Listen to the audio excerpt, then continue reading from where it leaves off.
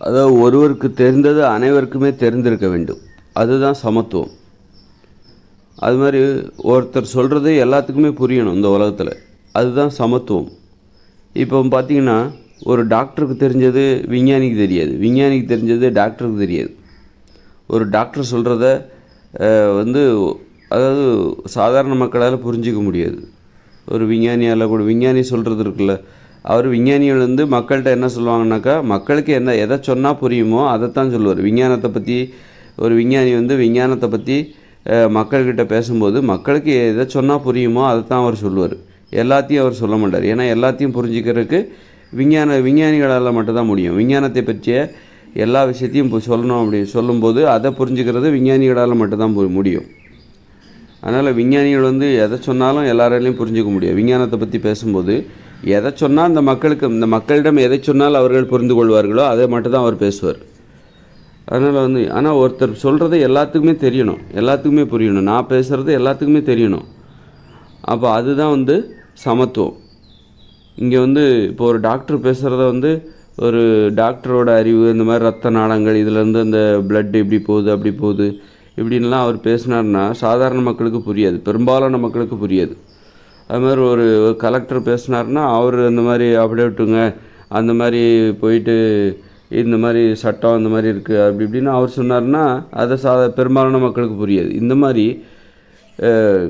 சமத்துவம் என்பது மக்கள் எல்லாருக்கும் புரிகிற மாதிரி வாழ்கிறது கிடையாது. எல்லாரையும் புரிஞ்சுக்கணும். அப்போனா என்ன பண்ணால், ஒரு அளவுக்கு மேலே நீ அறிவை வளர்த்துக்காத. எப்போ ஒரு டாக்டருக்கு தெரிஞ்சது விஞ்ஞானிக்கு தெரிய மாட்டேங்குது, விஞ்ஞானிக்கு தெரிஞ்சது டாக்டருக்கு தெரிய மாட்டேங்குது அப்படின்னாக்கா, அது மாதிரி ஒவ்வொரு துறையில் ஒரு சினிமா டைரக்டருக்கு தெரிஞ்சது ஒரு டாக்டருக்கு தெரியாது, டாக்டருக்கு தெரிஞ்சது சினிமா டைரக்டருக்கு தெரியாது. இந்த மாதிரி விஷயங்கள் அறிவுங்கிறது என்னென்னா, நீங்கள் எல்லார்ட்டையும், இந்த உலகத்தில் உள்ள எல்லார்ட்டையும் உங்களுக்கு தெரிஞ்சதை உங்களால் புரிய வைக்க முடியும். உங்களுக்கு தெரிஞ்ச அத்தனையும் இந்த உலகத்தில் உள்ள எல்லாத்துக்கும் உங்களால் புரிய வைக்க முடியுமா? அதுதான் அறிவு. எது அறிவு என்றால், உங்களுக்கு தெரிந்த ஒரு விஷயத்தை இந்த உலகத்தில் உள்ள எல்லா தரப்பு மக்களுக்கும் புரிய வைக்க முடியுமா?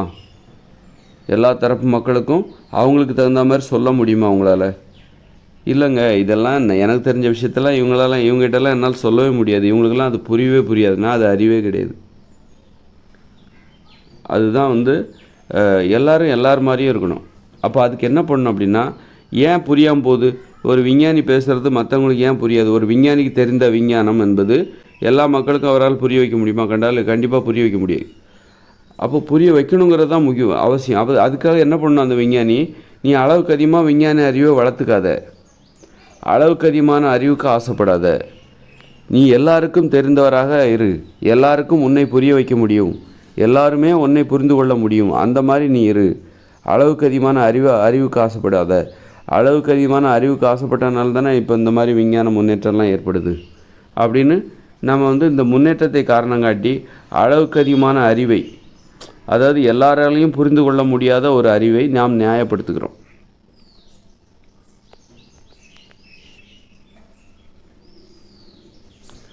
ஆனால் ஏதோ நன்மையை காரணம் காட்டி நம்ம நியாயப்படுத்துகிறோம். இதனால தானே இவ்வளோ நன்மைகள் ஏற்பட்டது, அப்படி இவ்வளோ முன்னேற்றம் ஏற்பட்டு, இதனால தான் நிறைய தீமைகளும் ஏற்பட்டுச்சு. இந்த அளவுக்கு அதிகமான அறிவு இருக்குல்ல, பிறரால் எல்லா மக்களாலையும் புரிந்து கொள்ள முடியாத அறிவு ஒருத்தட்ட இருக்குது அப்படின்னா, அதனால தான் இவ்வளோ அழிவுகளும் ஏற்பட்டுச்சு. எவ்வளோ அழிவு பாருங்கள். இவ்வளோ முன்னேற்றம்னு சொல்கிறோம், இதெல்லாம் முன்னேற்றம்னு நம்ம சொல்லிகிட்ருக்கோம். இதே முன்னேற்றம் தான் இன்றைக்கி இஸ்ரேல், அதை சுற்றி பாலஸ்தீனம், லெபனான், எல்லா நாடுகளும் இன்றைக்கி அந்த போர் பதட்டம் உலகம் முழுக்கும் தொற்றுறதுக்கு வாய்ப்பு இருக்குது. இந்த காலத்துலேயும் இன்னும் சண்டை போட்டு கிடக்குறான் பாருங்கள். இந்தியாவில் அந்த போர் பதற்றம்லாம் இல்லாத ஒரு சூழ்நிலையில் இந்த காலத்துலேயும் அந்த ஐரோப்பிய நாடுகள் எவ்வளோ உக்கிரமாக, எவ்வளோ மனிதத்தன்மை இல்லாமல் இருக்காங்க பாருங்க. ஒரு மனிதத்தன்மைக்கு எவ்வளோ வெகு தொலைவில் எது வாழ்க்கை. அதாவது ஆத்திரக்காரனுக்கு ஆத்திரத்தில் அறிவு கெட்டு போன ஒரு மக்கள் தான் அங்கே வாழ்ந்துட்டுருக்கான். பார்க்குறதுக்கு அவன் ஏதோ முன்னேறினவன் மாதிரி இருக்கிறான். பெரிய முன்னேற்றத்தில் பெரிய கிழிச்சு தள்ளிட்டா மாதிரி, பெரிய முன்னேற்றத்தில் இவர் முன்னோடிகள் மாதிரியும், இந்த உலகத்தின் முன்னோடிகள் மாதிரியும், இந்த வெள்ளையாக இருக்கிறவன்லாம் பெரிய புத்திசாலின்னு நினச்சலாம் மடப்பசங்களாக இருக்கானுங்க. இந்த வெள்ளையாக இருக்கிறவன் அவன் இந்த அரேபியக்காரன், இஸ்ரேலியக்காரன், ஐரோப்பாக்காரன் எல்லாம் பாரு மட பசங்களாக இருக்கானு. எப்படி வாழணும் ஆத்திரத்தில் வந்து அறிவு இல்லாமல் இவனெல்லாம் வழி நடத்த வேண்டிய பொறுப்பு நம்ம இந்தியாக்காரனுக்கு இருக்குது, குறிப்பாக தமிழ்நாட்டுக்காரங்களுக்கு இருக்குது அவர்கள். அப்போ அதனால தான் வந்து ஆனால் நாம் அந்த இடத்துல இல்லை. இவர்களை எல்லாரும் வழி நடத்த வேண்டிய பொறுப்பு நம்மக்கிட்ட இருக்குது. அந்த தகுதி நமக்கு தான் இருக்குது. பாருங்கள், மனித இனம் உருவானதே தமிழ்நாடு தான், அதுவும் தென் தமிழ்நாடு. ஆனால் நாம் அந்த வழி நடத்தக்கூடிய இடத்துல இல்லை. தாய்க்கு வந்து புத்தி சரியில்லை. நம்மலாம் தாயே வந்து தெளிவான இடத்துல இல்லை. அதனால தான் அந்த பிள்ளைகள்லாம் பார்த்திங்கன்னா இப்படி சண்டை போட்டு திரியிறானுங்க. ஒரு தாய் நல்லவளாகவும் தெளிவாகவும் இருந்தால், அறிவுள்ளவளாகவும் இருந்தால் இந்த மாதிரி சண்டை நடக்குமா? அந்த பிள்ளைகள் இப்படி சண்டை போட்டு கிடப்பாங்களா? இந்த தமிழ்நாட்டிலிருந்து தான் இந்த உலகம் முழுக்கும் போய் பரவி வாழ்ந்துக்கிட்டு இருக்காங்க. தாய் தான் யார்? இந்த தமிழ்நாட்டு பிள்ளைகள் தான், தமிழ்நாட்டு மக்கள் தான் தாய் மக்கள். நம்ம அப்போ இந்த தாய் மக்கள் தான் இந்த உலகை வழிநடத்த வேண்டும். அப்புறம் இந்த தாய் மக்களுக்கே அறிவு இல்லை, தெளிவில்லைன்னா அப்போ ஏன் தெளிவில்லாமல் போச்சுது? இந்த உலகை வழிநடத்த வேண்டிய இந்த தமிழ் மக்கள், இந்த தாய் மக்கள், தமிழ் மக்கள் யாருன்னா தாய் மக்கள். அப்போ அவங்களுக்கு ஏன் தெளிவில்லாமல் போச்சுது அப்படின்னா அதற்கு காரணத்தை நான் சொல்கிறேன். ரொம்ப தொடர்ந்து நான் சொல்லிட்டு வரேன். தாய்மொழியில் கல்வி கற்றால் இந்த தாய் மக்களான இந்த தமிழ் மக்கள் உலகை வழிநடத்துகிற அந்த பொறுப்பை ஏற்றிருப்பார்கள். நாம் என்ன பண்ணுறோம்? அந்நிய மொழி தான் பெருசு, அந்த மொழி தான் பெருசு, இந்த மொழி தான் பெருசு, ஆங்கில மொழி தான் பெருசுன்னு சொல்லிவிட்டு கண்டதையும் தின்னு வாந்தி எடுத்துகிட்டு கிடக்கிறோம். கண்டதையும் கற்றுக்கிட்டு வாந்தி எடுத்துகிட்டு கிடக்கிறோம். தமிழ் மொழி, அந்த மொழி வந்து எவ்வளோ பெரிய உயர்வான அறிவியல் மொழி. அதையே விட்டுட்டு அதில் கல்வி கற்காமல், அந்த தாய்மொழியில் கல்வி கற்காமல் நீ வந்து என்னைக்கு நீ ஆங்கில மொழி மீது மோகம் கொண்டாயோ அன்னைக்கு தான் நீ ஒன்றை இழந்து போன. ஆங்கில மொழி மோகம் அதுதான் வந்து இந்த தாய் மக்கள் வீழ்ந்து போனதுக்கு காரணம். இந்த உலகை வழிநடத்துறதுக்கு இன்றைக்கி ஆள் இல்லை. இந்த உலகத்தின் கவனத்தை எல்லாத்தையும் அந்த தாய் மக்களான தமிழ் மக்கள் தன் மீது ஈர்த்திருக்க வேண்டும். இப்போ இன்றைக்கி நான் பாருங்கள், நான் மனித நிலையில் முழுமையடைந்தனாக உங்களிடம் பேசிக்கொண்டிருக்கேன். எவ்வளோ பெரிய ஒரு தகுதி, உயரிய தகுதி, இந்த ஒட்டுமொத்த மனித கவனத்தையும் என் மீது ஈர்க்கின்ற அந்த பொறுப்பு நான் அந்த பணியை செஞ்சுருக்கணும். என்னை போல் நிறைய பேர் இங்கே வந்து அவங்கவுங்களுக்கு என்னென்ன கடமைகள் இருக்கோ அதை செஞ்சுருக்கணும். இந்த தாய் மக்களுக்கு அவ்வளோ பெரிய, இந்த தாய் மக்களில் நிறைய பேர் இந்த உலகை வழிநடத்துகிற பொறுப்பை ஏற்றிருக்க வேண்டும். அந்த கடமையை உணராமல் போனதுக்கு காரணம் வந்து இந்த மாதிரி அந்நிய மொழி மோகம்தான் காரணம். தாய்மொழியில் கல்வி கற்றிருந்தால் தமிழர்கள் யார் என்பதை அவர்கள் உணர்ந்திருப்பார்கள். சுய சிந்தனை வந்திருக்கும், தன்னை உயர்வாக நினச்சிருப்பாங்க, தன்னுடைய பெருமை என்னன்னு தெரிஞ்சிருக்கும், இந்த உலகை வழிநடத்தியிருப்பார்கள். உலகத்தை இன்றைக்கி வந்து இந்த தாயை இழந்த பிள்ளைகள் அனாதைகளாக போய் அங்கங்கே சண்டை போட்டுட்ருக்காங்க. இந்த பாலஸ்தீனம், இஸ்ரேல், லெபனான், அதெல்லாம் எவ்வளோ பெரிய சண்டை, எவ்வளோ பெரிய, நம்ம ஏதோ ஒரு சுவாரஸ்யமான செய்தி போல் அது நமக்கு நடந்தால் தெரியும். நமது வானத்துக்கு மேலே நாம் வாழ்கிற இந்த தமிழ்நாட்டுக்கு மேலே இந்த விமான ஊர்திகள்லாம், விமானப்படை விமானங்கள்லாம் பறந்து குண்டுகளை பொழிஞ்சால் தெரியும். அப்போ நீங்கள் போயிடுவீங்க பதுங்குழிக்குள்ளே போயிடுவீங்க. நீங்கள் வாழ்கிற இடம் பதுங்குழியாக தான் இருக்கும். சிறுநீர் கழிப்பதற்கு, மலம் கழிப்பதற்கு எவ்வளோ சிரமம், குடிக்க தண்ணி, குடிக்க உணவு. நீங்கள் பதுங்குழிக்குள்ளே போனாக்கா அங்கே நீங்கள் எப்படி சமைப்பீங்க, உணவு சமைப்பீங்க? அது கேஸ் அடுப்பு சிலிண்டர் வச்சு சமைப்பீங்க அப்படின்னு சொல்லி எவ்வளோ கஷ்டம் பாருங்கள். ஏதாவது குண்டு போட்டால் அப்படியே அந்த நிலம் வந்து பதுங்குழியெல்லாம் இடிஞ்சு அப்படியே உள்ளே போயிடுவீங்க. அப்படி தான் இப்போ அவங்க வாழ்ந்துட்டுருக்காங்க. அப்போது நம்ம நினைக்கிறோம் இந்த ஐரோப்பியர்கள், இந்த எவ்வளோ வெள்ளையாக இருக்கிறவன் எல்லாம் ரொம்ப புத்திசாலி, அவனை போய் வாயை பொழந்து பார்த்துட்ருக்கோம். அவன் எவ்வளோ பைத்தியக்கார ரவுடிகளாக இருக்கான் பாருங்க. ரவுடிகளை போய் வியந்து பார்த்துட்ருக்கோம். வெள்ளை நிற ரவுடிகள் அவங்களாம். வெள்ளை நிறம் தான் உயர்வானன்னு சொல்லிட்டு நாகரிகமாக வாழ்கிறான். என்ன முன்னேற்றம்! ஆனால் அவனுக்குள்ளே இருக்கிற அந்த மனிதத்தன்மையற்ற மனநிலை பாருங்கள். அவன் தான் கஷ்டப்பட்டு எல்லாத்தையும் உருவாக்குறாங்க. அவங்களே அழிக்கிறாங்க பாருங்கள். எப்படி அழிக்கிறோம்? ஒரு நொடி நேரத்தில் அழிச்சிடுறாங்க. எல்லாத்தையும் மனுஷங்களையும் அழிச்சிடுறாங்க, அவங்க கட்டமைப்புகளையும் அழிச்சிடுறாங்க. எப்படிப்பட்ட வாழ்க்கை வாழ்ந்து கொண்டு இருக்கிறார்கள் அவர்கள். அவங்க பேசுகிற மொழியை போய் நீ கற்றுக்கிறியே, அந்த மாதிரி ரவுடிகள் பேசுகிற மொழியை கற்றுக்கிற. ரவுடி மொழி, ஆங்கில மொழி என்பது ரவுடி மொழி. ரவுடிகளாக வாழ்ந்து கொண்டு இருப்பவர்களின் மொழி. வன்முறை மோகம் மக்களுக்கு, உலகில் உள்ள மக்கள் அனைவருக்கும் வன்முறை மோகம். ரவுடிகள் தான் வலிமையானவர்கள்னு நினச்சிட்ருக்காங்க. அதனால தான் இந்த மாதிரி அழிவுகள். அவர்களுக்கு அமைதி ஏற்படணும்னா அவர்களை வழிநடத்துகிற பொறுப்பு தாய் மக்களான தமிழ் மக்களுக்கு இருக்கிறது. அதனால் புறப்படுங்க, அமைதியை பரப்புங்க. எனது கருத்தை முன்மொழிந்து இந்த உலகத்தை எனது கருத்தை அதில் உள்ள உண்மையை ஏற்றுக்கொண்டு, உண்மையாக இருந்தால் மட்டுமே, உண்மையாக தெரிந்தால் மட்டும் அதை ஏற்றுக்கொண்டு எதிர் வருகிற உலகம், அமைதியான அந்த இயற்கையோடு இணைந்த மனித வாழ்க்கை வரப்போகிற உலகம், அது குறித்து பிரச்சாரத்தை முன்னெடுக்க வேண்டும். அது இயல்பாக நடக்கும். ஏன்னா உண்மையை தான் நான் சொல்கிறேன். அதனால் நான் சும்மா பேருக்காக நான் வேண்டுகோள் வைக்கிறேன். அதுதான் அமைதியை ஏற்படுத்தும். ஆனால் அதே நேரத்தில் அது இன்னும் சண்டைகளையும் ஏற்படுத்தும். நான் சொல்கிற கருத்து தகவல் இருக்குல்ல, ஒரு செய்தி, நான் சொல்கிற செய்தி, அந்த செய்தி அமைதியும் ஏற்படுத்தும், சண்டையும் ஏற்படுத்தும். அதனால் ரொம்ப எச்சரிக்கையாக அந்த செய்தியை எச்சரிக்கையாக கடைபிடிக்க வேண்டும். எதிர் வருகிற உலகம் என்னவாக இருக்குது அப்படிங்கிற, அப்போ அதுக்குள்ளே நம்ம பழி வாங்கிடணும்னு நினைக்கிறவங்களும் இருப்பாங்க. ஐயோ, இப்படி ஒரு மாற்றம் ஏற்பட போதா, எதிர்காலத்தில் இந்த இன்னும் 20 வருஷத்தில் தற்போதுள்ள இயந்திர அறிவியல் உலகம் செயலிழக்க போதா, அழிய போதா அப்படின்னா, அப்போ அதுக்குள்ளே நம்ம என்ன பண்ணோம் அப்படின்னா, நமக்கு நாம் யாரையெல்லாம் பழி வாங்கணுமோ அவங்களெல்லாம் பழி வாங்கிடலாம் அப்படின்னு நினச்சி சண்டை போடுறவங்களும் இருப்பாங்க. அல்லது எதுக்காக இந்த சண்டை, இதுதான் இவ்வளவுதான் இந்த உலகமா, எதிர்காலமா, எதுக்காக சண்டை அப்படின்னு சொல்லி அமைதியை நோக்கி திரும்புகிறவர்களும் இருக்காங்க. நான் சொல்கிற செய்தி இந்த பழி வாங்குகிற உணர்ச்சி உடையவர்களுக்கு பழி உணர்ச்சியை தான் இன்னும் அதிகப்படுத்தும். அதே நேரத்தில் அமைதியை விரும்புகிறவர்கள் இன்னும் அமைதியை நோக்கி போவாங்க. அதனால் நான் சொல்கிற செய்தி 2 விளைவுகளை ஏற்படுத்தும். பழி வாங்குகிறவன் என்ன பண்ணுவான், ஓஹோ இந்த மாதிரி செயலிழக்க போதா, 20 வருஷத்தில் இந்த உலகம் செயலிழக்க போதா, அப்போ இப்போவே நம்ம பழி வாங்கிடுவோம், அப்புறம் பழி வாங்க முடியாது, ஏன்னா எல்லாம் செயலிழந்துடும். இயற்கையோடு இணைந்த மனித வாழ்க்கை என்பது பழி வாங்க முடியாத ஒரு உலகம். அது அங்கே ஒரு நாட்டினர் இன்னொரு நாட்டினரை பழி வாங்க முடியாது, யாரும் பழி வாங்கவே முடியாது, எல்லாமே செயலிழந்துடும். எல்லாருமே மக்கள் நாடுங்கிற அமைப்பே காணாமல் போயிடும். இன்றைக்கி இஸ்ரேல் மேலே பாலஸ்தீன மக்களுக்கு கோபம், பாலஸ்தீன மக்களுக்கு மேலே இஸ்ரேல் மேலே கோபம். இந்த பழி உணர்ச்சி ஒரு நாட்டு மக்கள் மீது நாட்டுக்கே கோபமாக, எவ்வளோ பெரிய பிரம்மாண்டமான பழி உணர்ச்சியாக இருப்பாருங்க. அப்போ இந்த பழி உணர்ச்சி இல்லாமல் போகணுன்னா பாருங்கள், ஒரு 2040 இயற்கையோடு இணைந்த மனித வாழ்க்கை வரப்போது தற்போதுள்ள இயந்திர அறிவியல் உலகம் காணாமல் போயிடும். நாடுங்கிற அமைப்பே இருக்காது. நீங்கள் அரசு ஊழியர்கள் இவங்களுக்கெல்லாம் சம்பளம், யாருக்குமே இந்த தொழிலாளர்களுக்கு பணம், ஊதியம் எதுவுமே கொடுக்க முடியாது. எல்லா தொழிற்சாலைகளும் செயலிழந்துடும். அரசு இயந்திரம் என்பது செயலிழந்துடும். அதன் பிறகு என்னுடைய நாடு உன்னுடைய நாடுங்கிற இந்த பேச்சுக்கே இடம் கிடையாது. போக்குவரத்து வாகனங்கள் எல்லாமே செயலிழந்து போயிடும். வண்டி வாகனம் எதுவுமே கிடையாது. நீ உன்னுடைய நாடு, அப்போ ஒரு தொலைத்தொடர்பு சாதனங்கள், டிவி, பத்திரிக்கை எல்லாமே செயலிழந்துடும்.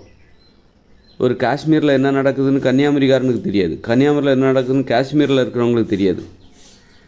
இப்போ கன்னியாகுமரியில் பெரிய சுனாமி வந்துருச்சுன்னா அப்படி வந்ததே காஷ்மீரில் இருக்கிறவங்களுக்கோ அல்லது கேரளாவில் இருக்கிறவங்களுக்கு கூட தெரியாமல் போயிடும். அல்லது கேரளா இருக்கிறவங்களோ அல்லது ஒரு டெல்லியில் இருக்கிறவங்களுக்கு தெரியாமல் போயிடும்.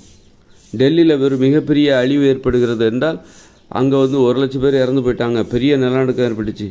ஆனால் அது தமிழ்நாட்டுக்காரங்களுக்கு தெரியாது. காரணம் என்னென்னா, இயந்திர அறிவியல் உலகம் செயலிழக்கும் போது தொலைத்தொடர்பு சாதனங்கள், டிவி, பத்திரிக்கை எல்லாமே செயலிழந்துடும். ஒரு பக்கத்து ஊரில் என்ன நடக்குதுங்கிற கூட இங்கே தெரியாது. அந்த அளவுக்கு துண்டிக்கப்பட்டு விடுவார்கள் மக்கள். ஒரு நாடுங்கிறது என்னது, ஒரு நாட்டில் நடக்கிறது எல்லாமே நமக்கு தெரியறதுனால தான் அது நாடுங்கிற உணர்வை நமக்கு கொடுக்குது. ஒரு நாடுங்கிறது என்ன, இந்தியான்னா என்ன, இந்தியாவில் நடக்கிறது எல்லாமே நமக்கு தெரியுது. உத்தரப்பிரதேசத்தில் என்ன நடக்குது, பீகாரில் என்ன நடக்குது, மணிப்பூரில் என்ன நடக்குது. மணிப்பூரில் ஒன்று நடந்தது, ஒரு அநியாயம் நடந்தது, நமக்கு கோபம் வந்ததில் நம்ம எவ்வளோ கொந்தளிச்சு போனோம். ஒரு மனிதத்தன்மையற்ற ஒரு செயல் நடந்தது. ஒரு பெண்ணை நிர்வாணப்படுத்தி விரட்டி கொண்டு போகிறார்கள். பொதுவெளியில் பலாத்காரம் செய்கிறார்கள், பலவந்தப்படுத்தி கற்பழிக்கிறார்கள்.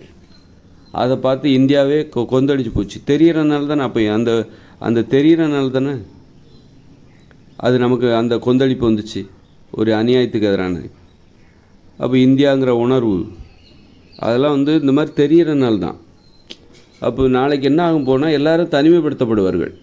இந்தியாங்கிற அளவில் அவனுக்கு ஒரு பழி உணர்ச்சியே ஏற்படாது. இந்தியாங்கிற உணர்ச்சியே உனக்கு ஏன் ஏற்படுதுன்னா, இந்தியாவில் நடக்கிற எல்லாமே உனக்கு தெரியுது. அதனால தான் இந்தியாவில் நடக்கிற அங்கே மணிப்பூரில் நடக்குது, அது நடக்குது, அது இந்தியாவில் நடக்கிறது உனக்கு தெரியனால தான் இந்தியாங்கிற உணர்ச்சி உனக்கு ஏற்படுது. நாளைக்கு பார்த்தீங்கன்னா இந்தியாவில் நடக்கிற எதுவுமே உனக்கு தெரியாது. டெல்லியில் என்ன நடக்குதுன்னு உனக்கு தெரியாது, ஆந்திராவில் என்ன நடக்குதுன்னு உனக்கு தெரியாது, தமிழ்நாட்டில் வந்து பக்கத்து ஊரில் என்ன நடக்குதுன்னே உனக்கு தெரியாது. உன் ஊரில் என்ன நடக்குது அது மட்டும் தான் உனக்கு தெரியும். உன் ஊரில் என்ன நடக்குதுப்பா. அப்போ இஸ்ரேலில் என்ன நடக்குதுன்னு பாலஸ்தீனத்துக்கு தெரியாது, பாலஸ்தீனத்தில் என்ன நடக்குதுன்னு இஸ்ரேலியர்களுக்கு தெரியாது. இஸ்ரேல்லே நிறைய ஊர்கள் இருக்கும், பாலஸ்தீனத்துலேயே நிறைய ஊர்கள் இருக்கும். ஒவ்வொரு ஊரில் நடக்கிறது இன்னொரு ஊருக்கு தெரியாது. ஒரு வீட்டில் நடக்கிறது இன்னொரு வீட்டுக்கு தெரியக்கூடாதுன்னெலாம் சொல்லுவாங்களா, அதே மாதிரி. அப்போ அந்த பழி உணர்ச்சியே வராது. ஒரு பாலஸ்தீனத்துக்கெல்லாம் என்ன நடக்குதுன்னு இஸ்ரேலுக்கு தெரியாதுன்னா, இஸ்ரேலில் என்ன நடக்குதுன்னு பாலஸ்தீனத்துக்கு தெரியலைன்னா அந்த பழி உணர்ச்சியே வராது. இந்த நாடு என்கிற உணர்ச்சி அடிப்படையாக கொண்ட பழி உணர்ச்சிக்கு இடமே கிடையாது. அந்த அளவுக்கு இயந்திர அறிவியல் உலகம் செயலிழந்த பிறகு இந்த நாடுகளுக்கு இடையான அந்த வன்முறை உணர்ச்சி இருக்குல்ல, பழி உணர்ச்சி, அது படிப்படியாக காணாமல் போயிருங்க. நீங்கள் கவலையப்படாதீங்க. இந்த இயந்திர அறிவியல் உலகம் செயலிழந்து போனால் தான் இந்த போர்லாம் நிற்கும். இன்னும் 20 வருஷம்தான் இருக்குது, 17 வருஷம்தான் இருக்குது. 2040க்கு இன்னும் 17 வருஷம்தான் இருக்குது. இயற்கையோடு இணைந்த மனித வாழ்க்கைக்குள்ளே நம்ம போகிறோம். அப்போ அந்த டைம்லேயும் இப்படி சண்டை போட்டு கிடக்குறாங்க பாருங்கள். இந்த வீடு வந்துருச்சியா, நீ இறங்க வேண்டிய இடம் வந்துருச்சு, இன்னுமா சண்டை போட்டுக்கிட்டு இருக்கிற? அப்போது இந்த பழி உணர்ச்சிக்கெல்லாம் முற்றுப்புள்ளி என்னன்னாக்கா, இந்த இயந்திர அறிவியலும் செயலிழக்கணும். இஸ்ரேலில் என்ன நடக்குதுன்னு பாலஸ்தீனத்துக்கு தெரியக்கூடாது, லெபனானில் என்ன நடக்குதுன்னு இஸ்ரேலுக்கு தெரியக்கூடாது. அப்படி தெரியறதுனால தானே இப்போ அதப்போ எல்லாமே செயலிழக்கணும். நீ ஏவுகணை அடிக்கிறல்ல, அந்த மிஷினே செயலிழந்து போயிடும். அதுக்கு தொடர்ந்து உனக்கு ஏவுகணைகள் கிடைக்காது. ஏவுகணை தொழிற்சாலைகள் செயலிழந்து விடும். இன்றைக்கி போர் நடைபெறக்கூடாதுன்னா என்ன பண்ணணும்? ஆயுத தொழிற்சாலைகள் செயலிழக்கணும். ஆயுத தொழிற்சாலைகள் மூடணும். நீ மூடுறியா இல்லைனா அதுவாக நீ மூடவும் மாட்ட. அது நீ எல்லாம் ஆயுத தொழிற்சாலையை நீ இருக்கிற வரைக்கும் வச்சுக்கிட்டு தான் இருப்ப. அப்போ அதுவாக செயலிழக்கணும். இந்த இயந்திர அறிவியல் உலகம் செயலிழக்கும் போது ஒட்டுமொத்தமாக அதுவும் செயலிழந்துடும். ஆயுத தொழிற்சாலையும் செயலிழந்துடும். தொடர்ந்து உனக்கு ஏவுகணை கிடைக்காது, ஆயுதங்கள் கிடைக்காது, துப்பாக்கிகளுக்கு தோட்டாக்கள் கிடைக்காது. அப்போ நீ எப்படி சண்டை போடுவ? தொடர்ந்து எப்படி சண்டை போடுவ? தொடர்ந்து உற்பத்தி நின்று போய்விடும். தொடர்ந்து சண்டை போட மாட்டார். அப்புறம் இன்னொரு பிரச்சனை என்னன்னா, இயந்திர அறிவியல் உலகம் செயலிழந்த பிறகு நீ சாப்பாட்டுக்கு என்ன பண்ணுவ? இன்றைக்கி சாப்பாட்டுக்கு என்ன பண்ணுவேன், நாளைக்கு சாப்பாட்டுக்கு என்ன பண்ணுவேன்? அப்போ அந்த வேலையும் நம்ம பார்க்க வேண்டியதாக இருக்குது. ஆஹா, நீ சண்டை போடுறான்னா ஏன் சண்டை போடுறான்? சாப்பாட்டுக்கு இவங்க யாரோ சமைச்சு கொடுக்குறாங்க. அந்த இராணுவ வீரர்களுக்கு சாப்பாடு யார் கொடுக்குறாங்க? இந்த தீவிரவாதிகளுக்கு யார் சாப்பாடு கொடுக்குறாங்க? அது எங்கேருந்தோ வருது. அந்த தைரியத்தில் தானே நீ என் வேலை சண்டை போடுற வேலை, உன் வேலை சமைக்கிற வேலை, உணவு சமைக்கிற வேலை. எனக்கு தேவையான உணவை நீ சமைச்சு கொடு. அதுக்கு ஏதோ ஒன்று அந்த அரசாங்கம் ஏற்பாடு பண்ணி கொடுக்கும். இந்த இராணுவ வீரர்களுக்கு உணவு அனுப்புகிற வேலை எல்லாத்தையும் பண்ணிகிட்டு இருக்கோம். இந்த இயந்திர அறிவியல் உலகம் செயலிழந்த உடனே இந்த உணவு உணவுக்கு எல்லாமே செயலிழந்துடும். பணம் கொடுத்தா உணவு கிடைக்காது, யாருக்கும் சம்பளம் கொடுக்க முடியாது, இராணுவ வீரர்களுக்கு சம்பளம் கொடுக்க முடியாது, தீவிரவாதிகளுக்கு யார் உணவு கொடுப்பா? அவங்கவுங்க துண்டை காணும் துணியை காணும்னு சொல்லிட்டு நான் என் குடும்பத்தை பார்க்க போகிறேன்னு சொல்லிட்டு சமவெளியை நோக்கி ஓடுவாங்க. இந்த இயந்திர அறிவியல் உலகம் செயலிழந்தோடனே இந்த விமானங்கள் செயலிழந்துடும். ஏர்போர்ட்லாம் அப்படியே நிற்கும். இந்த லெபனான், இஸ்ரேல், சவுதி அரேபியா, அப்புறம் பாலஸ்தீனம், இவங்கெல்லாம் இவங்க சாப்பிட்ற உணவெல்லாம் இவங்களா உற்பத்தி பண்ணிகிட்டு இருக்காங்க. வெளிநாடுகளிலிருந்து உற்பத்தி செய்யப்படுகிற இந்த அரிசி, கோதுமை எல்லாம் அவங்கக்கிட்ட போகுது. அதெல்லாம் பாலைவனங்கள். அங்கே எல்லா உணவுகளையும் உற்பத்தி பண்ண முடியாது. அவங்க பெட்ரோலை தான் உற்பத்தி பெரும்பாலும் பண்ண முடியும். அவங்க பேரிச்சம்பழத்தையும் பெட்ரோலையும் வச்சுக்கிட்டு மற்றவங்கள்ட்ட வியாபாரம் பண்ணிக்கிட்டு மற்ற நாடுகளிடமிருந்து அரிசி, கோதுமையெல்லாம் வாங்கிக்கிட்டு சண்டை போட்டு கிடக்குறானுங்க. அந்த இயந்திர அறிவியல் செயலிழக்கும் போது ஏற்றுமதி இறக்குமதியெல்லாம் நின்று போயிடும். இந்த ஏரோப்ளேன்லாம் நின்று போயிடும்.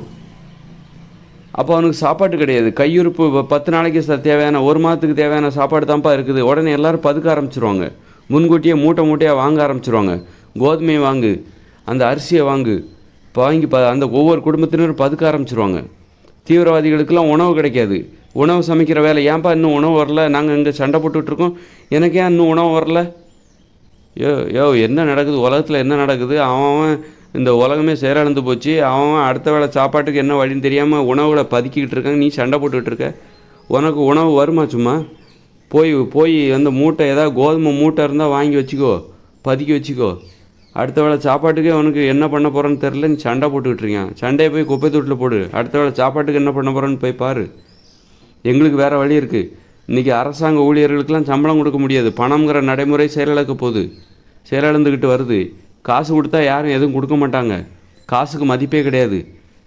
அதனால் என்ன பண்ணுவாங்கன்னா, மளிகை கடைக்காரங்கள்லாம் பணத்தை வாங்கிட்டு அதை கொடுக்க மாட்டாங்க. அந்த மளிகைகளை பத்திரப்படுத்து, பதுக்க தான் பார்ப்பாங்க. உனக்கு கடுகு கிடைக்காது, உளுந்து கிடைக்காது. உளுந்து எல்லாருமே உளுந்து, கடுகு, கொத்தமல்லி, தனியா, நல்ல மிளகு, கசகசா, இதெல்லாம் உனக்கு கிடைக்காது.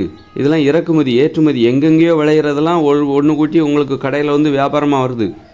அதெல்லாம் வாங்கி வச்சுக்கோ, இதெல்லாம் கிடைக்காது. இந்த மாதிரி கவனத்தில் இந்த மக்கள் ஈடுபட ஆரம்பிச்சிருவாங்க. இந்த மாதிரி விஷயத்தில் கவனிக்க ஆரம்பிச்சிருவாங்க. இப்படி என்ன ஆகும் அப்படின்னா, அந்த போர்களுக்கான ஆதரவு குறைஞ்சி போயிடும். தீவிரவாதிகளுக்கு சாப்பாடு எங்கேருந்து கிடைக்கும்? யாரோ வேலைக்கு சாப்பாடு கொடுக்குறதுனால இவர் தெம்பாக சண்டை போட்டுக்கிட்டு இருக்காரு. இந்த இராணுவ வீரர்களுக்கு சாப்பாடு எங்கேருந்து வருது? யாரோ சமைச்சு கேன்டீனில் சமைச்சு அந்த சாப்பாடை பட்டுவாடா பண்ணிகிட்டு இருக்காங்க. அதனால் அது வந்து வேலைக்கு சாப்பிட்டு இவர் தெம்பாக சண்டை போட்டுக்கிட்டு இருக்காரு. இந்த இயந்திர அறிவியல் உள்ள செயல் நடக்கும்போது இராணுவ வீரர்களுக்கு சம்பளம் எங்கேருந்து வரும்? சம்பளத்துக்கு மதிப்பே கிடையாது. அந்த சம்பளத்தை வாங்கி இவர் என்ன பண்ணுவார்? கடையில் கொடுத்தா தரமாட்டாங்க. உணவுப் பொருளை அவங்களே பதுக்க ஆரம்பிச்சிருவாங்க. அந்த கடைக்காரங்களே, சூப்பர் மார்க்கெட்டு, அதில் மளிகை கடை, அவனுக்கு கையிருப்பு இருக்கிற உணவை வந்து அந்த மளிகை கடைக்காரனே தூக்கிட்டு போயிடுவான். இந்தாப்பா என்கிட்ட மளிகை கடைக்கு போய் எனக்கு கடுகு கொடு, அரிசி கொடுன்னு கேட்டால் அவன் என்ன சொல்லுவான்? கடுகு அரிசிலாம் தரமாட்டேன், என் கல்லாப்பட்டியில் நிறைய பணம் இருக்குது, அதை வேணால் நீ எடுத்துக்கோ அப்படின்றோம். ஏன்னா அந்த பணத்துக்கு மதிப்பே கிடையாது. அதனால் நீ பணத்தை வேணால் வச்சுக்கோ, மளிகை கடையிலேருந்து ஒரு பொருள் தராது, நான் எடுத்துகிட்டு போகிறேன், என் குடும்பத்துக்கு தேவை அப்படின்னு சொல்லிட்டு மளிகை கடையில் இருக்கிறதெல்லாம் எடுத்துகிட்டு போயிடுவோம். மளிகை கடையில் இருக்கிற மளிகை கடைக்காரனே கொண்டு போயிடும் அவங்க குடும்பத்துக்கு. அப்போ உணவு பற்ற அந்த மாதிரி நிலமை வரப்பு. அப்படி தான் இந்த உலகத்தில் போர் இல்லாமல் போகும். போரிடுவதற்கு காரணமே இல்லாமல் போயிடும். இவன் நோக்கம் எல்லாமே எங்கே போயிடும்? தினசரி வாழ்கிறது, அடுத்த வேளை சாப்பாடு, பிள்ளைகளை காப்பாற்றணும், குடும்பத்தை காப்பாற்றணும். பட்டினி வரும். அப்புறம் உடனே விவசாயம் பண்ண ஆரம்பிச்சிருவாங்க. சரிப்பா, பதுக்க பதுக்க ஆரம்பிச்சிட்ட. எதிர்காலத்தில் அடுத்து நீ என்ன தொழில் செய்ய போகிற? இதுவரைக்கும் என்ன தொழில் பண்ணிக்கிட்டு இருந்த? இதுவரைக்கும் நான் இராணுவ வீரனாக இருந்தேன். சரி, இப்போ இப்போ என்ன பண்ணிகிட்ருக்கேன்? நான் இராணுவ வீர வேலையை விட்டுட்டேன். ஏன் விட்டுட்டேன்? சம்பளம் கிடைக்கல, சம்பளம் தரமாட்டாங்க, சம்பளத்துக்கு மதிப்பு இல்லை, அந்த பணமாக வருகிற அந்த பணத்துக்கு மதிப்பு இல்லை. நான் இராணுவ வீரராக இருந்து இப்போ ஊதியம் யாரும் கொடுக்க மாட்டாங்க, ஊதியம் பட்டுவாடா பண்ணுறாங்கல்ல, அவங்களே வந்து அவங்களுக்கும் சம்பளம் கொடுத்தாங்கணும். அவங்கள சம்பளத்தை நம்பி தான் அவங்க வாழ்ந்துட்டு இருந்தாங்க. இப்போ அவங்கெல்லாம் போயிட்டாங்க, எங்களுக்கு சம்பளம் தர்றதுக்கு ஆள் இல்லை. அந்த சம்பளம் தந்தால் கூட அந்த சம்பளத்தை வச்சுக்கிட்டு நாங்கள் கடைக்கு போனால் பொருள் தர மாட்டேங்கிறாங்க. அப்போ நாங்கள் அடுத்த வேலை அப்புறம் நமக்கு இந்த வேலையெல்லாம் நாங்கள் பண்ண மாட்டோம். அடுத்து நாங்கள் உணவை உற்பத்தி பண்ணுறதுக்கு நாங்கள் விவசாயம் பண்ணியே ஆகணும். இந்த பணத்துக்கு மதிப்பே கிடையாது. என்கிட்ட நிறைய தங்கம் இருக்குது, 100 பவுன் நகை இருக்குது, அந்த நகைக்கு மதிப்பே கிடையாது. அங்கங்கே நிறைய ஃப்ளாட்டு வாங்கி போட்டிருக்கேன், அந்த ஃப்ளாட்டுக்கு மதிப்பு கிடையாது. அது எல்லாத்தையும் ஒரே இடத்துல இருந்ததுன்னா என்கிட்ட 2 ஏக்கர் நிலம், அதில் ஒரு விவசாயமாக பண்ணியிருக்கலாம். நான் அங்கங்கே நிலத்தை வாங்கி போட்டிருந்தேன். அதனால் இப்போ அதுக்கும் மதிப்பு கிடையாது. நான் வாங்கின சொத்துக்களுக்கும் மதிப்பு கிடையாது. இப்போ எனக்கு ஒரே வேலை, இப்போ நான் எங்கே போனாலும் பொருட்கள் இப்போ நான் அடுத்த வேளை சாப்பாட்டுக்கு விவசாயம் பண்ணி ஆகணும். எதிர்காலத்துக்கு தேவைப்படும்னு சொல்லிட்டு நான் ஏதாவது கத்தி, கடப்பாரை அதை வேணால் நான் வாங்கிக்கலாம். எதிர்காலத்துக்கு இந்த ஃப்ரிட்ஜு, ஏசி இதெல்லாம் தேவையில்லை, அதுக்கு கரண்ட்டு கிடையாது, கரண்ட்டு உற்பத்திலாம் நின்று போச்சு. அப்போ நான் இப்போ என்ன பண்ணணும் அப்படின்னா, எதிர்காலத்துக்கு என்ன தேவைப்படும்? எதிர்காலம் இது தான், இயற்கையோடு இணைந்த மனித வாழ்க்கை. எதிர்காலத்துக்கு என்ன தேவை? அது எப்படி தெரியும் எதிர்காலம் இதுதான்ட்டு? ஏன்னா நான் இப்போவே சொல்லிட்டேன். இப்போவே அதாவது மனித நிலையில் முழுமையடைந்தவனாகிய நான் இப்போவே சொல்லிட்டேன், எதிர்காலங்கிறது இதுதான்ட்டு. நான் சொன்னதோடு அவ்வளோதானா? என்னை தொடர்ந்து பாருங்கள், கோடிக்கணக்கான பேர் உருவாகுவாங்க எனது வழியை பின்பற்றி. என்னை முன்னோடியாக ஏற்றுக்கொண்டு, அவன் ஏற்றுக்கொண்டாங்களோ ஏற்றுக்கொள்ளையோ, எனது கருத்தை முன்மொழிகிற அனைவரும் என்னை முன்னோடியாக ஏற்றுக்கொண்டு அவங்க இந்த கருத்தை முன்வைப்பாங்க. அப்போ இது உலகம் முழுக்க ஒரு பிரச்சாரமாக போகும். அப்போ எதிர்காலத்தில் இப்படி ஒரு மாற்றம் நடக்கும்போது, எதிர்காலத்தில் நடக்க போகிற மாற்றத்துக்கு இதுதான் காரணம்னு மக்களுக்கு முன்கூட்டியே தெரிஞ்சிடும். ஓஹோ, அன்னைக்கு சொன்னார்ல 2023 ஒருத்தர் சொன்னார், மனித நிலையில் முழுமையடைந்தவர்னு. அப்போ அவர் சொன்னது நம்ம ஏற்றுக்கலை, அந்த மாற்றம் தான் இன்றைக்கி நடக்குது போலுக்க அப்படின்னு சொல்லிட்டு ஒரு 2040 ஒரு மாற்றம் நடக்கும்போது ஓஹோ இதுதான் காரணம். ஏன்னா அது முன்கூட்டியே எல்லாத்தையும் சொல்லியாச்சு, இது இப்படி ஒரு மாற்றம் நடக்க போகுதுன்ட்டு. மக்கள் எல்லாத்துக்கும் தெரிஞ்சு போச்சு, மக்கள் அதை பற்றி பேச ஆரம்பிச்சிட்டாங்க, மக்கள் அதை பற்றி விவாதிக்க ஆரம்பிச்சிட்டாங்க. அப்போ தயாராக இருப்பாங்க, முன்கூட்டியே தயாராக இருப்பாங்க. ஒரு மாற்றத்தை கண்டுகொள்வார்கள், மாற்றத்திற்கான காரணத்தை கண்டுகொள்வார்கள். ஒரு மாற்றம் 2040 நடக்கும்னா அந்த மாற்றத்திற்கான காரணத்தை அவர்கள் புரிந்து கொள்வார்கள். அப்போ என்ன ஆகும் அப்படின்னா, இந்த மாதிரி உலகம் செயலிழக்குது அப்படின்னா எதிர்காலத்துக்கு என்ன தேவை, எதிர்காலங்கிறது என்னது, இயற்கையோடு இணைந்த மனித வாழ்க்கை. அந்த உலகத்துக்கு என்ன தேவை அதைத்தான் வாங்குவாங்க. இந்த மின்விசிறி, ஏர் கண்டிஷன் அதெல்லாம் வந்து கடையில் இருக்கும், அது அப்படியே இருக்கும். அதை வேணால் சும்மா உடச்சிக்கிட்டு அதை யாரும் எடுத்துகிட்டு போய் வேணால் ஒரு ஆசைக்காக எடுத்துகிட்டு போகலாம். அதை வச்சு ஒன்றும் இல்லை, அது ஒரு சுமை தான். அதை போய் வேறு எங்கே எடுத்துகிட்டு போவேன். அதனால் அதை கூட எடுக்க மாட்டாங்க. எதை எடுப்பாங்க தெரியுமா? இந்த கடப்பாரை, மண்வெட்டி, பெரிய பெரிய அண்டாக்கள், பிரியாணி அண்டாக்கள், பாத்திரம், எவர்சில்வர் பாத்திரம், டம்ளரு, இதெல்லாம் யூஸ் ஆகும், இதெல்லாம் பயன்படும். கடப்பாரை, அருவா, கத்தி, மண்வெட்டி இதெல்லாம் பயன்படும். இதெல்லாம் பெரிய சொத்து. இது இப்போ தான் கிடைக்கும். ஏன்னா வந்து அதுக்கப்புறம் இரும்பு தொழிற்சாலை கூட செயலிழந்துடும். பித்தளையாலான பாத்திரங்கள், வெண்கலத்தாலான பாத்திரங்கள், இதெல்லாம் வந்து ஸ்டீல் பொருட்கள், இதெல்லாம் வந்து ஸ்டீல் பாத்திரம், இதெல்லாம் பயன்படும். இந்த தண்டவாளங்கள்லாம் பயன்படும். தண்டவாளத்தில் பேத்து எடுத்துருவாங்க, தண்டவாளத்தை கட் பண்ணுவாங்க, கட் பண்ணி அந்த இரும்புகள் பயன்படும். அதை வந்து ஆயுதங்களாக மாற்றிக்கலாம். நெருப்பு பற்ற வச்சு அதை வந்து ஆயுதங்களாவோ கத்தியாவோ மாற்றிக்கலாம் அப்படின்னு சொல்லிட்டு தண்டவாளத்தை துருப்பிடிக்காத, அது அவ்வளோ ஈஸியாக துருப்பிடிக்காது, ரொம்ப வேல்யூபிளானது, அதை பேத்து எடுத்துருவாங்க. இந்த மாதிரி எதிர்காலத்துக்கு எதெல்லாம் தேவை, பீரோ கூட சுமந்துட்டு போவோம். அதாவது பீரோ அந்த மாதிரி எதிர்காலத்தில் நிறைய மாற்றம். சூரிய ஒளியில் வாகனங்கள் ஓடும். அதனால் கொஞ்சம் காலத்துக்கு வந்து இந்த பேட்டரி தொழில்நுட்பம்லாம் வர ஆரம்பிச்சிடும். அதனால் 2040 இந்த இயந்திர அறிவுலகம் செயலிழந்தாலும் அதன் பிறகு இந்த பேட்டரி தொழில்நுட்பத்தால் கொஞ்சம் இந்த உலகத்தை கொஞ்சம் உயிர்ப்பிச்சு வச்சுருப்பாங்க, ஆனால் அதை வந்து பழுதாச்சுன்னா சீரமைப்பதற்கு இங்கே வாய்ப்பு ரொம்ப குறைவாக இருக்கும். அந்த மாதிரி ஓடும் கொஞ்சம். அந்த 2040 செயலிழந்தாலும் இந்த உலகத்தில் அப்படி டக்குன்னு அப்படி கரண்ட் போன மாதிரி எல்லாம் ஆகிடாது. டக்குன்னு கொஞ்சம் வெளிச்சம் இருக்கும், அங்கங்கே லைட் எரியும், அங்கங்கே கொஞ்சம் இயந்திரங்கள் ஓடும். இந்த பேட்டரியில், சூரிய ஒளியில், மின்சார உற்பத்தி, அனல் மின் நிலையம், அணு மின் நிலையம், இதெல்லாம் நின்று போய்விடும். இதெல்லாம் செயல்படும். இதிலேருந்து வருகிற மின்சாரம் உங்களுக்கு தடைபட்டு விடும். இந்த மின்சாரம்லாம் நின்று போய்டும். அனல் மின் நிலையம், அணு மின் நிலையம், இதெல்லாம் இந்த மின்சாரம்லாம் உற்பத்தி நின்று போய்டும். நிலக்கரியிலேருந்து உற்பத்தி செய்கிற அந்த மின்சாரம் அதெல்லாம் நின்று போயிடும். அது மாதிரி நீரிலிருந்து உற்பத்தி செய்யப்படுகிற மின்சாரம் அது நின்று போய்விடும். எங்கேருந்து உங்களுக்கு மின்சாரம் கிடைக்கும்னா இந்த சூரிய ஒளி மூலமாக, காற்று மூலமாக இல்லாமல் சூரிய ஒளி மின்சாரம் தான். அது வந்து ஒரு தற்சார்பு மின்சாரம் மாதிரி தெரியும். நம்ம வீட்டிலேயே நம்ம உற்பத்தி செஞ்சுக்கலாம். அதற்கான பொருட்கள் வந்து பழுதுபடாமல் இருக்கிற வரைக்கும் நம்ம அந்த மின்சாரத்தை பயன்படுத்தி கொள்ளலாம். அந்த பேட்டரியிலேருந்து அந்த சூரிய ஒளி மின்சாரத்தை வந்து சேமித்து அதிலேருந்து பேட்டரியிலேருந்து வாகனங்களை பயன்படுத்தி பேட்டரிக்கு ரீசார்ஜ் பண்ணி பேட்டரியில் வந்து சார்ஜ் போட்டு வாகனத்தை ஓட்டுற 2 வீலர் 4 வீலர் காரு இதை கொஞ்ச நாளைக்கு ஓட்டிகிட்டு இருப்பாங்க. பெட்ரோல் டீசலுங்கிறது உங்களுக்கு கிடைக்காது, அதோட உற்பத்தி நின்று போய்விடும். அதன் பிறகு பெட்ரோல் டீசல் உற்பத்தி நின்று போன பிறகும் நீங்கள் வண்டி ஓட்டிகிட்டு இருக்கீங்கன்னா காரணம் என்னவாக இருக்குன்னா இந்த பேட்டரி தொழில்நுட்பம். பேட்டரியை வச்சுக்கிட்டு நீங்கள் சூரிய ஒளி மூலமாக மின்சாரத்தை பெற்றுக்கொண்டு அதை வந்து பேட்டரியில் வந்து கனெக்ட் பண்ணி அந்த பேட்டரியில் ஏற்றி அந்த பேட்டரி மூலமாக கொஞ்ச காலத்துக்கு வாகனங்கள் ஓடும். அந்த சூரிய ஒளி பேனல்லாம் வந்து என்றைக்கு வந்து பழுது போகுதோ அதன் பிறகு அதோட மூலப்பொருட்கள் கிடைக்காது. அந்த பழுதை சரி செய்வதற்கான மூலப்பொருட்கள் உங்களுக்கு கிடைக்காது.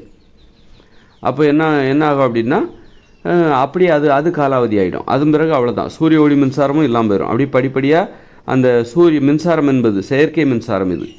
இந்த மின்சாரம் என்பது உற்பத்தி நின்று போய்விடும். இந்த உலகம் வந்து இந்த பல்பு வெளிச்சம், இந்த வெளிச்சமெல்லாம் படிப்படியாக இல்லாமல் போயிடும்.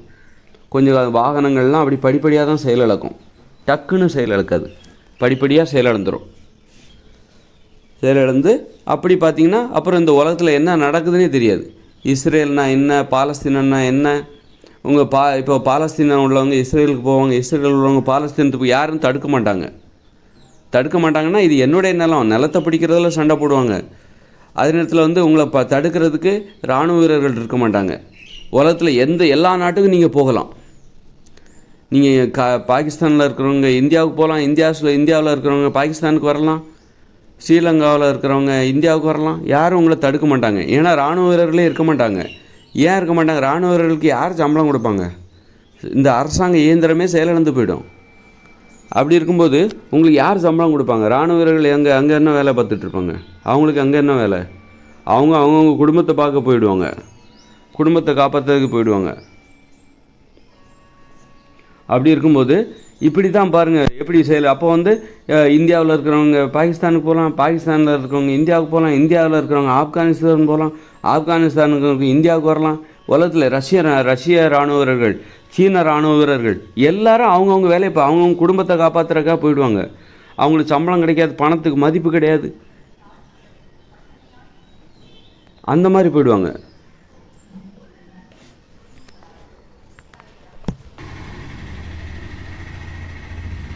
அந்த மாதிரி எல்லாருமே நீங்கள் ஒரு அமெரிக்காவுக்கு போகணுமா, பக்கத்து நாட்டுக்காரங்களாம் அமெரிக்காவுக்குள்ளே வந்துடுவாங்க. அப்போ பக்கத்து இப்படி எந்த நாட்டுக்கு வேணாலும் நீங்கள் போகலாம். ஏன்னா அது தடுப்பதற்கு இந்த அரசாங்க அமைப்புகள் கிடையாது, இராணுவ வீரர்கள் கிடையாது. எந்த நாட்டுக்கு வேணாலும் போகலாம். அவங்களுக்கு தேவையான நிலத்தை மட்டும்தான் வச்சுப்பாங்க. இது என்னுடைய நாடு அப்படின்னு சொல்லிட்டு வரக்கூடாது அப்படின்லாம் சொல்ல மாட்டாங்க. இப்போ ஆஸ்திரேலியாவுக்கு போனால் வாங்க உங்கள் வேலையை இங்கே பாருங்கள், நீங்கள் இப்போ அதாவது சண்டை கண்டை போட மாட்டாங்க. போடாமல் இப்போ எனக்கு தேவை நிலம், விவசாய நிலம், அது அப்போ வாங்க உட்காருங்க, எவ்வளோ நிலம் காலியாக கிடக்குது எடுத்துக்கோங்க அப்படின்னு சொல்லிட்டு அந்த மாதிரிலாம் நடக்க ஆரம்பிச்சிடும். அப்போ பாருங்கள் ஒரு போரே நடக்காது. இப்போ போர் இவ்வளோ நாள் நம்ம சண்டை போட்டுட்டு இருந்தோமே, என்னுடைய நாடு உன்னுடைய நாடுன்னு சண்டை போட்டுட்டு இருந்தோமே, இப்போ பாருங்கள் என்ன ஆகிப்போச்சு. அந்த மாதிரி தான் ஒரு பெரிய மாற்றம், ஒரு அற்புதமான மாற்றம். ஒரு இயற்கையோடு இணைந்த மனித வாழ்க்கை என்பது, இயந்திர அறிவியல் உலகம் அழிய போகிற அந்த நிகழ்வு என்பது இந்த உலகத்தில் போரையே ஒழித்து விடும். போர் எப்படி ஒழியுது பாருங்கள். அப்படி எல்லா நாட்டுக்குள்ளேயும் நீங்கள் போகலாம். அந்த மாதிரி அதாவது போக முடிஞ்சதுன்னா நீங்கள் போகலாம், உங்களை யாரும் தடுக்க மாட்டாங்க. அதே நேரத்தில் போகிறீங்க, எதுக்காக போகிறீங்க? போய் படையெடுக்கிறதுக்காக போகல. என்ன காரணத்துக்காக? ஒரு மனிதாபிமானங்கிறது அப்போ தான் வரும். படையெடுக்கிறதுக்காக போகல. எதுக்காக போகிறீங்க? பழைக்கிறதுக்காக போகிறீங்க அப்படிங்கிறது எல்லாத்துக்குமே தெரியும். அதனால் யாரும் பெருசாக தடைப்பட மாட்டாங்க. அவங்கவுங்களுக்கு தேவையான நிலம், வாங்க அந்த பக்கமாக நிறைய இடம் காலியாக இருக்குது, ஏகப்பட்ட நிலம் காலியாக இருக்குது, போய் குடியிருங்க, ஒன்றும் உங்களுக்கு நாங்கள் அது தடைப்படும், வாங்க அந்த பக்கம் போங்க, இந்த பக்கம் போங்க, அந்த ஏரியாவை பிடிச்சிங்க, ஒரு 5 ஏக்கர் பிடிச்சிங்க. எதுக்கு நிறைய பிடிச்சிக்கிட்டு இருக்கீங்க? நிறைய பிடிச்சி என்ன பண்ண போகிறீங்க? எல்லாத்தையும் உங்களால் பயன்படுத்த முடியும், உங்களுக்கு தேவைக்கு என்னவோ அதை பயன்படுத்திக்கோங்க அப்படின்னு சொல்லிட்டு அந்த மாதிரி சம்பவங்களும் நடக்கும். சிலர் சொல்லுவாங்க எங்கள் நாட்டுக்குள்ளே ஏன் வரீங்க அப்படின்னு சண்டை போடுறவங்களும் இருப்பாங்க. ஏன்னா எல்லா இடத்துலையும் மடச்சாம்பிராணிகள் இருக்க தான் செய்வானுங்க. அந்த மாதிரி சம்பவங்களும் இருக்க தான் செய்யும். எல்லா தரப்பு சம்பவங்களும், எல்லா மாதிரியான சம்பவங்களும் நடக்கும். இது இப்படி தான் நடக்கும், இப்படி மட்டும்தான் நடக்கும்லாம் சொல்ல முடியாது. கொடூரமான சம்பவங்களும் நடக்கும். அதே நேரத்தில் மனிதத்தன்மை உள்ள சம்பவங்களும் நடக்கும். ஆனால் எதுவும் நமக்கு தெரியாது, ஃபேஸ்புக்கில் தெரியாது, ஃபேஸ்புக்லேயே யூடியூப்லேயே அது வராது. மக்கள் வாங்க வரவேறுங்க, மனிதத்தன்மை உள்ள சம்பவங்கள் எல்லாம் நடக்கும் அங்கே. இந்த மாதிரி வேறு நாட்டிலேருந்து வர்றவங்க, பிழைக்கிறக்காக வர்றவங்க, அவங்கள இப்போ நாடுங்கிறதே இப்போ இல்லாமல் போச்சு. வேறு நாடுன்னே சொல்ல முடியாது, எல்லாமே ஒரே உலகம்தான். ஏன்னா நாடுங்கிற அமைப்பே இல்லாமல் போச்சு. அப்படிங்கும்போது வேறு நாடுன்னே நம்ம சொல்லக்கூடாது. வேறு பகுதிகளிலேருந்து, உலகத்தின் பல்வேறு பகுதிகளிலேருந்து மக்கள் என்ன பண்ணுவாங்க, தங்களுக்கு ஒரு ஏற்ற இருப்பிடத்தை தேடி போயிட்டுருப்பாங்க. போயிட்டுருக்கும்போது பல்வேறு சம்பவங்கள் நடக்கும். சில இடத்துக்காக சண்டை போடுவாங்க சிலர். ஒரு ஆற்றோரம் அமைந்துள்ள ஆற்று பாசனம், கால்வாய் நீர், தண்ணி வசதி, அதுக்கு பக்கத்தில் ஒரு நிலத்தை பிடிக்கிறதுல பயங்கரமான சண்டை நடக்கும். இப்போ ஆற்றுல எப்போவும் தண்ணி போயிட்டே இருக்குது, அதுக்கு பக்கத்தில் நம்மளுடைய விவசாய நிலம் இருந்துச்சு, குடியிருக்கிற நிலம் இருந்துச்சுன்னு வச்சுக்கோங்களேன். அப்போ நல்லா விவசாயம் பண்ணுறதுக்கு ஈஸி, பிழைக்கிறது ஈஸி, வாழ்கிறது ஈஸி. அதனால் அந்த நிலத்தை பிடிக்கிறதுக்கு பயங்கர சண்டை நடக்கும், பயங்கர போட்டி நடக்கும். அப்படி இந்த உலகத்தில் பயங்கர பெரிய காட்சிகள்லாம் நடக்க போகுது. அதே நேரத்தில் தண்ணி வசதி இல்லாத இடத்துல எது வேணாலும் பிடிச்சிக்கப்பா, எது வேணாலும் இந்த இடத்துல பிடிச்சிக்க. அங்கே கொஞ்சம் பெருந்தன்மையாக இருப்பானுங்க, அங்கே பெருந்தன்மையாக இருப்பாங்க.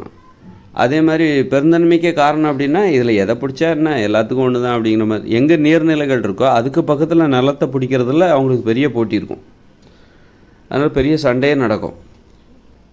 அது மாதிரி இந்த மாதிரி நிறைய சம்பவங்கள்லாம் நடக்கும். அதே நேரத்தில் இன்னும் வந்து இப்போ எதிர்காலத்தில் மாற்றம் ஏற்படுகிறது அப்படின்னா இதுதான் இனிமேல் நிரந்தரம், அதை ஏற்றுக்காதவங்க இருப்பாங்க. மீண்டும் வந்து இந்த இயந்திர அறிவியல் உலகத்தை உயிர்ப்பிக்க முடியும், மீண்டும் மீண்டும் வந்து இந்த மன்னராட்சி ரவுடிசம் அதெல்லாம் திரும்ப வரும் அப்படி நம்பிக்கை விடுறவங்களும் இருக்காங்க. அவங்களாம் என்ன பண்ணுவாங்கனாக்கா இன்னும் வந்து அந்த அந்த நாட்டின் மீது ஒரு பழி உணர்ச்சி இருக்குல்ல, அதோடு இருந்துட்டு போயிட்டு ஏதாவது அழிக்கிறதுக்கு அணு உலைகள் இதெல்லாம் பத்திரமா செயலிழக்க வைக்கணும். அணு உலைகளெல்லாம் செயலிழக்க வைக்கணும். பெரிய பெரிய தொழிற்சாலைகள் அதையெல்லாம் பாதுகாப்பாக எப்படி அப்புறப்படுத்தணும் அதெல்லாம் முன்கூட்டியே இதற்கான முடிவுகள் வேலைகள்லாம் பார்க்கணும். முன்கூட்டியே எதிர் வருகிற அந்த மாற்றத்தை யூகித்து முன்கூட்டியே நம்ம செயல்படணும்.